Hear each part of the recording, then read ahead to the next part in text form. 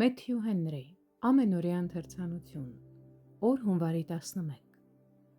Այն որ սկզբիցն էր, որ լսեցինք, որ մեր աչքերովը տեսանք, որին նայեցինք և մեր ձեռքերը շոշափեցին, կյանքի բանի համար։ Առաջին Հովհաննես, 1:1 խոսք։ Կյանքը բերան և լեզու հագավ, որպեսզի կարողանար խոսել կյանքի խոսքերը։ Առաքյալները ոչ միայն նրա մասին լսեցին, այլև հենց նրան լսեցին։ 3 տարուց ավելի նրանք իրավունք ստացան ներկա գտնվել նրա ծառայությանը, լսել նրա հրապարակային քարոզները ու անձնական զրույցները իրենց ծածուկում և հմայվել այն մեկի խոսքերով, ով խոսում էր այնպես, ինչպես ոչ ոք նախկինում և անգամ հետագայում։ Աստվածային խոսքը գրավեց ականջը, և լսող ականջը նվիրվեց կյանքի խոսքին։ Եվ պետք էր, որ նրանք, ովքեր պետք է լինեին նրա ներկայացուցիչներն ու հետևորդները աշխարհում, անձնական ճանաչում ունենային նրա ծառայության մասին, որ մեր աչքերովը տեսանք, որին նայեցինք։ Խոսքը պետք է դառնար տեսանելի, ոչ միայն լսելի, այլև տեսանելի,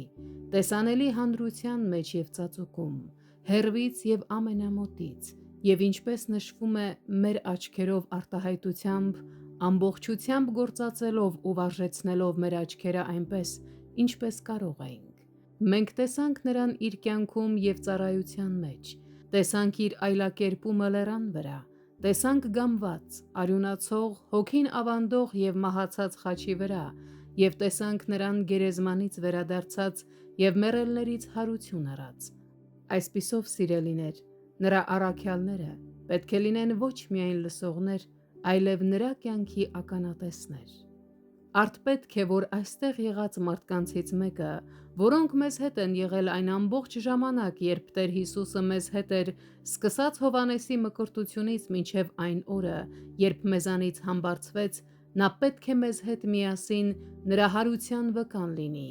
ականատես լինելով նրա մեծափառությանը։ Գործք 1:21-22 խոսքեր և 2 Պետրոս 1:16 խոսք։